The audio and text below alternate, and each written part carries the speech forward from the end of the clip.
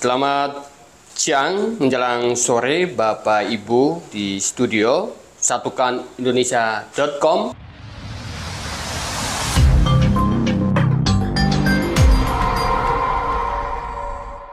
Dan sore ini kita bersama dalam acara yang bersejarah bertepatan dengan momentum peringatan hari ulang tahun yang ke-6 satukanindonesia.com. Dan saat ini di studio telah hadir narasumber yang akan mengambil bagian dari perjalanan sejarah satukanindonesia.com. Dan perlu kita ketahui bahwa satukanindonesia.com menyoroti sejumlah isu dalam perkembangan di Republik ini, dan pada momentum kali ini mengambil tema politik. Kebetulan memang udah tahun politik menjelang pemilu 2024 dengan tema menimbang sistem proporsional terbuka versus tertutup. Seperti apa pandangan dari narasumber kita dengarkan. Saya ingin memperkenalkan, selamat datang di studio satukanindonesia.com Pak Dr. Sabil Rahmat, yaitu Sekjen PPK Kosgoro 1957. Luar biasa, kami senang sekali bisa datang di studio podcast satukanindonesia.com. Seperti apa? Karena sebelum menyampaikan dinamika politik tentang pro dan kontra, tentang ada niat kembali pada sistem proporsional yang tertutup misalnya, mendapat reaksi tidak hanya di kalangan elit politik tetapi juga masyarakat pro demokrasi, para aktivis dan masyarakat. Nah, tentunya kita ingin mendengarkan pandangan dari Pak Sabil terkait dengan wacana ini. Seperti apa ke depan? Apa untung ruginya bagi perkembangan demokrasi di tanah air? Silakan Pak Sabil. Ya, terima kasih banyak. Assalamualaikum warahmatullahi wabarakatuh. Selamat sore pemandu dan teman-teman sekalian. Sebelum saya menyampaikan beberapa serpihan pandangan terhadap dinamika yang disampaikan tadi itu, izinkan saya untuk menyampaikan selamat ulang tahun pada Indonesia.com. Sekitar 3 bulan yang lalu saya kirim berita ke Pak Maruli, dan itu dimuat.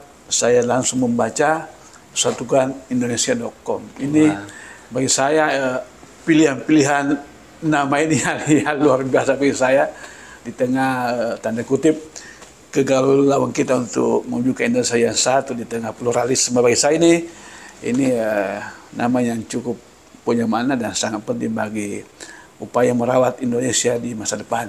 Selamat sekali lagi pada satukanindonesia.com. Nah, berkenaan dengan apa yang disampaikan tadi oleh host, oleh pemandu, soal dinamika politik terkini, tentu memang kita agak hampir habis energi, sejak Desember 2022 memperbincangkan 2 isu yang menurut saya itu isu yang biasa saja misalnya.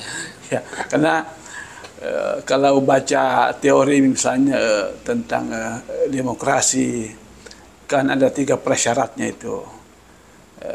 Yang pertama adalah bahwa demokrasi itu memang bicara soal bagaimana mempertahankan dan merebut kekuasaan. Yang kedua adalah partisipasi masyarakat, partisipasi publik.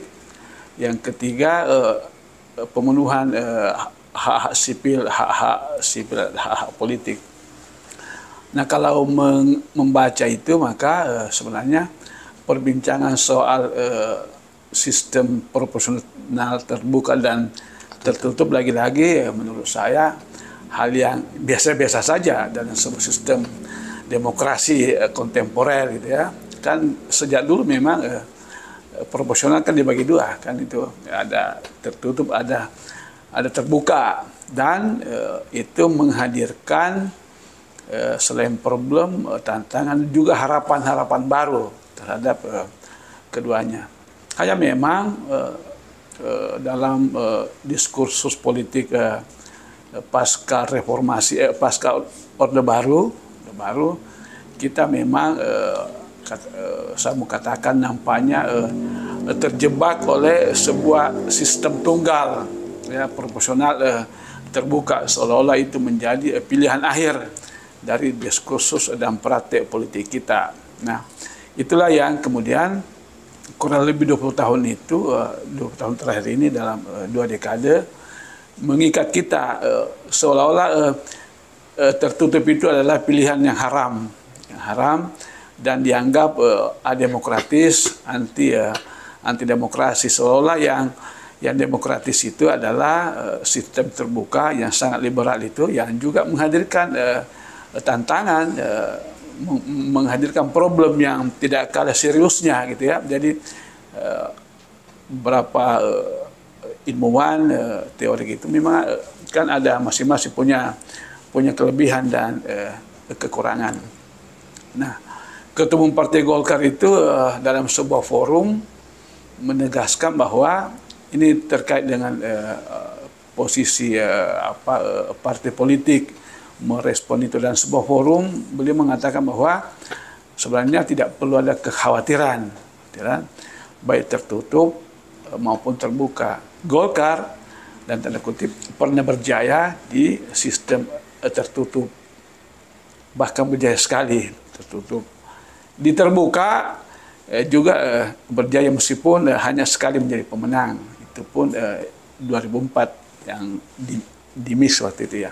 Nah, setelah itu Golkar tidak pernah terlempar dari posisi tiga besar nomor 2. Nah, karena itu kalau bicara subjektivitas partai, sebenarnya bagi Golkar kalau merujuk pada pandangan-pandangan dalam forum itu sebenarnya nggak perlu kita terlalu panik lalu kita menghabiskan energi seolah-olah tidak ada diskursus politik yang lebih kualitatif yang bisa kita perbincangkan. Beberapa pandangan, langkah-langkah yang dilakukan, pikiran-pikiran atau diskursus secara umum yang berkembang dalam masyarakat itu kan mengarah pada 2 hal. Bagi saya, saya berikan kewenangan kepada mahkamah sebagai pengambil level high hukum tertinggi untuk mengambil keputusan tanpa kita berupaya melakukan intervensi atas nama kepentingan, atas nama demokrasi, karena dua-duanya demokratis itu. Jadi tertutup itu demokratis, terbuka juga demokratis. Nah, kita coba tarik mundur, membedah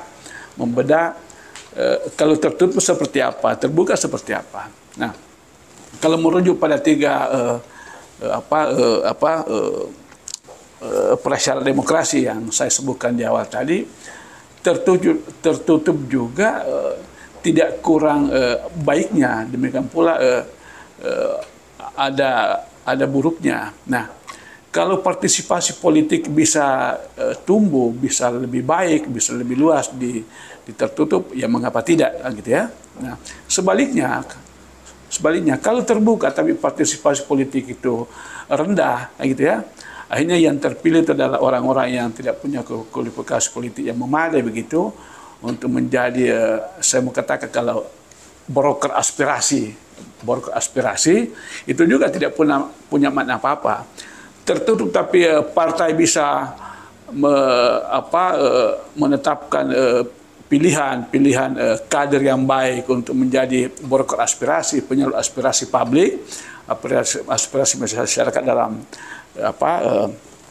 level pengambilan keputusan politik tertinggi, itu juga baik. Sebaliknya terbuka belum tentu kan gitu. Coba kita lihat dalam 2 dekade terakhir kita mencatat beberapa produk politik yang dilahirkan oleh anggota parlemen yang lahir dari proses sistem terbuka itu, ya, karena mereka terpilih dengan mengandalkan dengan tanda kutip money politik uang, ditambah dengan buruknya sistem kaderisasi di partai politik, karena kesulitan mencari orang, akhirnya dicari orang yang punya duit, ya, punya duit. Tapi kalau tertutup lalu partai punya tanggung jawab besar untuk merekrut orang yang punya kualifikasi politik yang memadai gitu, maka itu juga baik. Nah, singkat kata saya mau katakan sebenarnya bahwa ya sudah, kita tidak perlu mempertentangkan sistem yang terbuka dan tertutup itu. Dalam sebuah awal-awal Januari dalam sebuah grup, kalau nggak salah di grup ada grup diskusi di Koskoro itu, anggotanya siapa itu nggak tahu siapa, apa alasannya kenapa hanya orang tertentu masuk itu. Sebenarnya mengatakan bahwa saya orang pertamanya akan menolak menjadi calon, kalau mempertimbangkan menjadi calon kalau sistem itu tertutup, karena saya merasa bahwa itu demokratis. Nah, setelah itu saya ketemu dengan beberapa pimpinan partai, baik terutama dari Golkar,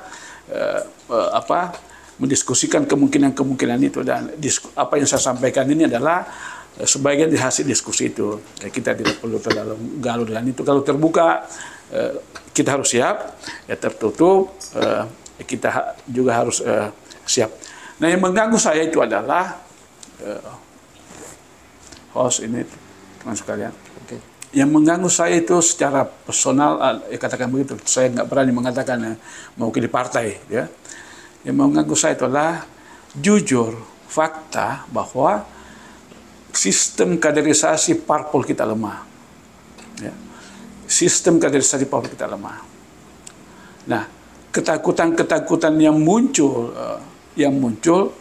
kalau sistem terbuka itu karena sistem kaderisasi perkaderan di partai kita terlalu kasar, saya katakan buruk, ya, tapi tidak terlalu baik.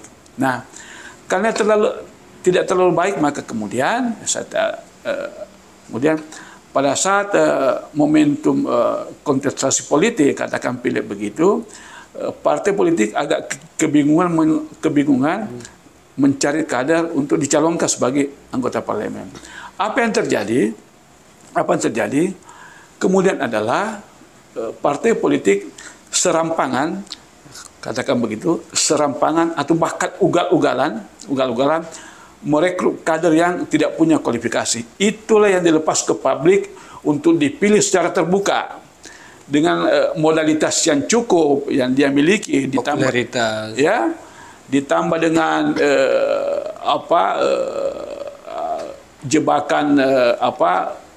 jebakan money politik yang sudah berkembang begitu luas di masyarakat, maka kemudian itu dimanfaatkan. Jadi ada sebuah simbiosa mutualistik antara publik yang tanda kutip rindu duit 5 tahunan itu, dan caleg yang kemudian nggak punya kapasitas tapi karena punya modal itu saling memanfaatkan.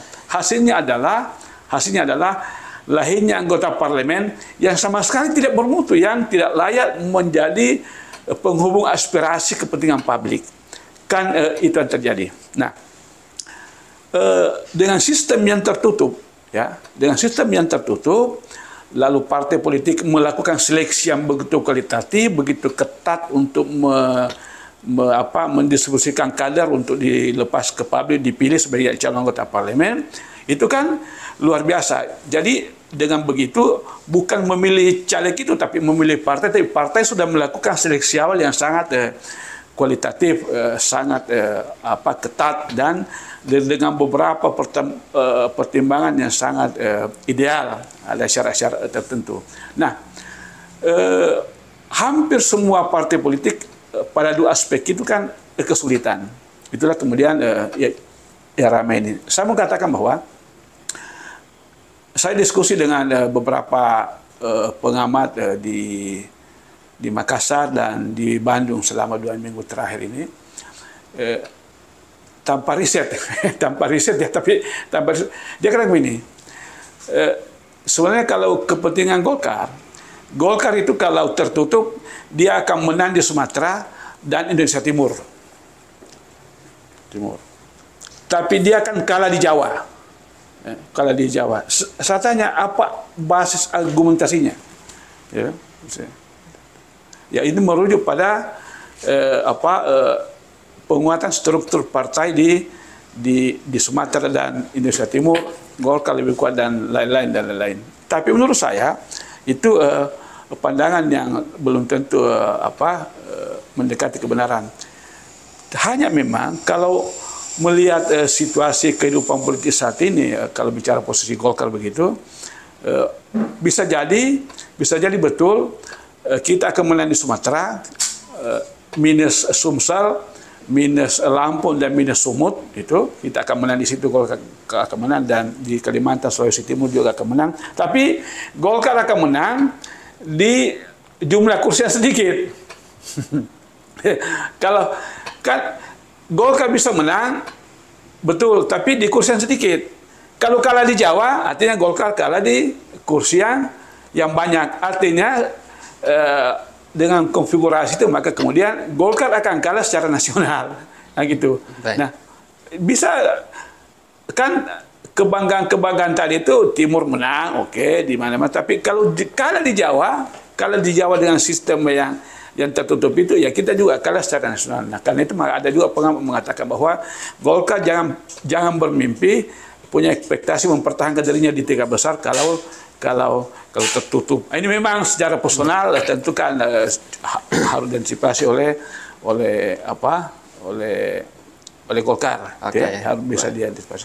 Saya kira itu berupa poin-poin penting yang tidak begitu kuat landasan akademiknya yang bisa disampaikan, tapi paling tidak bisa mendorong kita untuk berpikir bahwa sebuah sistem itu kan tidak ada yang sempurna, ya, baik terbuka, tertutup, tidak ada yang sempurna. Tapi kalau sudah menjadi putusan, ya kita harus ikut, baik tertutup maupun terbuka. Parpol harus mau tidak mau harus siap dengan dua sistem itu. Sambil menunggu putusan MK nanti. Ya. Okay. Baik Pak Sabil, kita perlu melihat perjalanan dinamika ini. Ketua Umum Golkar, siapa ingin pada pemirsa yang mengikuti YouTube Satukan di podcast satukanindonesia.com bahwa Pak Sabil ini salah satu ketua DPP Partai Golkar.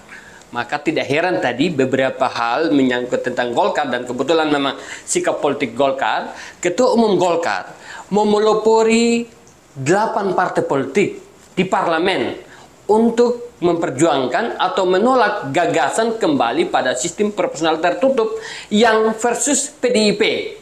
Nah, ini sebenarnya pada kesempatan ini kita undang politikus PDIP, Pak Masinton. Kebetulan memang pada jam yang sama menjadi pembicara di DPP. Jadi mudah-mudahan pada kesempatan berikut akan hadir di studio podcast satukanindonesia.com. Nah, menyangkut menunggu putusan MK, perlu ada catatan bahwa putusan Mahkamah Konstitusi nomor 22 sampai 24 pada tahun 2008 tentang perkara permohonan pengujian Undang-Undang nomor 10 2008 tentang pemilu saat itu mengubah tata cara penetapan calon legislatif pada pemilu 2009 dari sistem tertutup menjadi sistem proporsional terbuka. Nah, pertanyaan kita, mungkin ini nanti pengamat akan juga mengulasnya, misalnya apakah putusan MK ke depan itu kemungkinan kontradiktif dengan putusan terdahulu misalnya. Ini kan menjadi otoritas, memang segala apapun putusan MK itu sah dan final. Tetapi ini dinamika politik dan terus akan mengalir terus dinamikanya.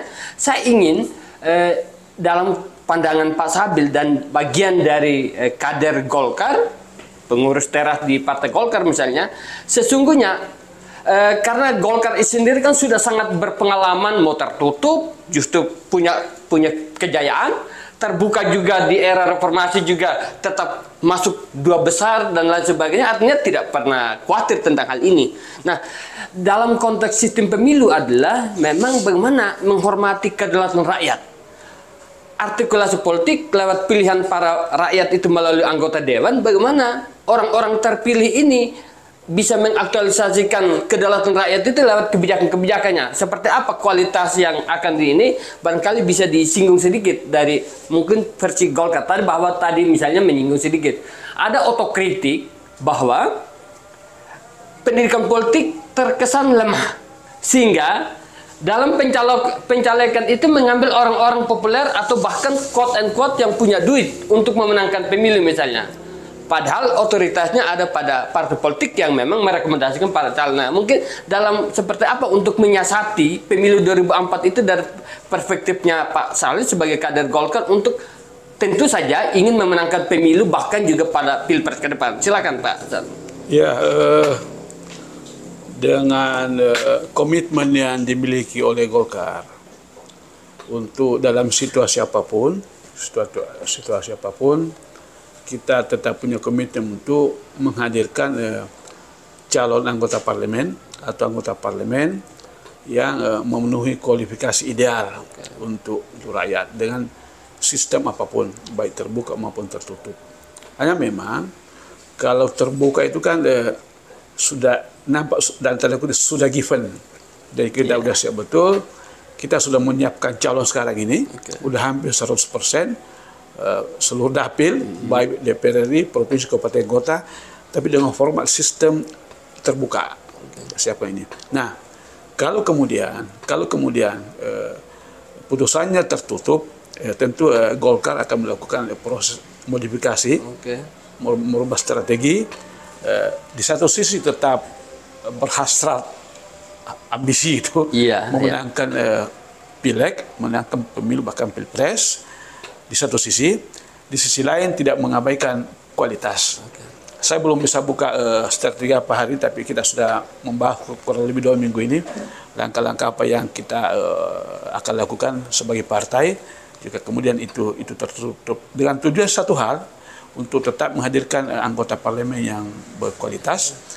Jadi kita nggak bisa menyerahkan leher kepada sistem. Kalau tertutup ya sudah sadanya nggak begitu. Kita tetap sebagai partai politik, penyalur aspirasi rakyat, kita tetap punya komitmen untuk menghadirkan caleg anggota parlemen yang berkualitas di tengah sistem yang tertutup sekalipun.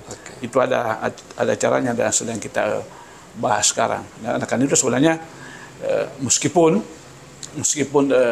Pak Airlangga itu tadi disebut tadi menginisiasi 8 parpol itu respon terhadap tanggung jawab untuk mempertahankan sistem yang kita nilai demokratis. Bukan berarti kita melawan Mahkamah Konstitusi. Golkar dan 8 parpol itu tidak punya niat sama sekali untuk melawan, tapi mau ditunjukkan bahwa mungkin ini lebih demokratis, bahwa itu dilanjutkan. Tapi bahwa kemudian putusannya lain, 8 parpol termasuk Golkar itu tetap akan menerima itu sebagai sebuah putusan politik, tentu saja dengan segala resiko dan konsekuensinya. Ya, baik Pak Sabil, tentu saja ada harapan bersama seluruh peserta kontestasi pada pemilu ke depan itu tetap menjaga kedamaian, tetap menjaga persatuan. Dan kebetulan ini ada di podcast satukanindonesia.com. Barangkali mungkin sekalian closing statement, apa harapan pesan Pak Sabil kepada para peserta pemilu ke depan, baik perorangan atau juga partai politik, dan juga para pemilih atau masyarakat yang terlibat dalam memajukan demokrasi? Ya, sekeras-kerasnya persaingan politik, apapun itu bentuknya, tidak boleh merusak harmoni bangsa. Ya, Indonesia harus tetap utuh lewat kompetisi politik yang keras sekalipun. Karena itu menjadi modal kita untuk mengukuhkan Indonesia di samping sebagai negara yang demokratis, juga negara yang aman untuk dihuni oleh seluruh potensi politik bangsa. Baik, terima kasih yang mengikuti YouTube dari acara podcast satukanindonesia.com. Baru saja kita mendengarkan pandangan dari Pak Dr. Sabil Rahman, Sekjen PP3 Kosgoro 1957, yang juga salah satu ketua DPP Partai Golkar, tentang tema menimbang sistem proporsional terbuka atau tertutup. Saya kira kita ikuti bersama dan ikuti terus di podcast satukanindonesia.com berbagai perdebatan tema-tema menarik lainnya pada kesempatan yang akan datang. Sekali lagi kami ucapkan terima kasih Pak Sabil atas kesediaan waktunya datang di studio podcast satukanindonesia.com. Selamat sore. Terima kasih.